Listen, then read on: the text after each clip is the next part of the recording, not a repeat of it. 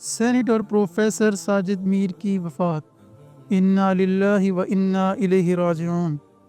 آج پاکستان ایک عظیم رہنما سے محروم ہو گیا۔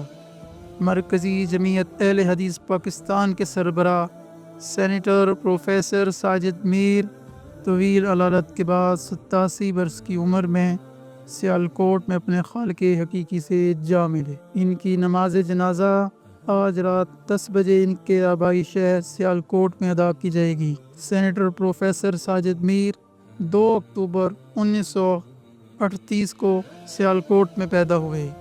وہ ایک علمی اور سیاسی خانوادے سے تعلق رکھتے تھے۔ ان کا خاندان مولانا محمد ابراہیم میر سیالکوٹی سے جڑا ہوا تھا اور ان کے والد جناب عبدالقیوم میر محکمہ تعلیم میں انسپکٹر سکولز کے طور پر خدمات انجام دے چکے تھے۔ پروفیسر ساجد میر نے دینی اور عصری تعلیم دونوں میدانوں میں شاندار کامیابیاں حاصل کیں۔ انہوں نے ایم اے انگلش اور ایم اے اسلامیات کی ڈگریاں حاصل کیں اور اپنی زندگی میں تدریس اور قرآن کی تعلیم پر بھرپور توجہ دی۔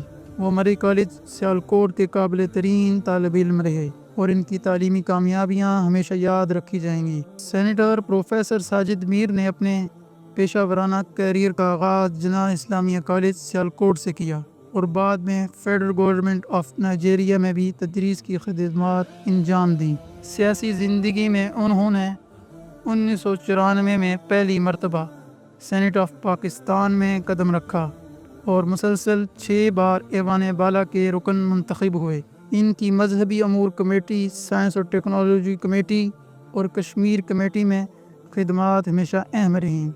مرکزی جمعیت اہل حدیث پاکستان کے امیر کے طور پر ان کی قیادت میں جماعت نے بے شمار کامیابیاں حاصل کیں۔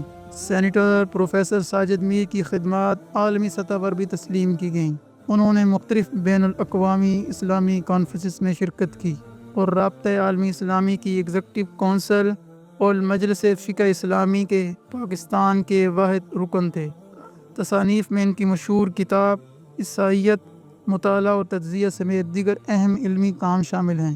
ان کی زندگی کا ایک اور نمایاں پہلو ان کا جرأت اظہار تھا، جس کا سب سے بڑا مظاہرہ ان کا جنرل پرویز مشرف کے خلاف تنہا ووٹ تھا۔ سینیٹر پروفیسر ساجد میر کے انتقال نے قوم کو غمگین کر دیا ہے۔ اللہ تعالیٰ ان کی مغفرت فرمائے، ان کے درجات بلند کرے اور ان کے اہل خانہ کو صبر جمیل عطا کرے، آمین۔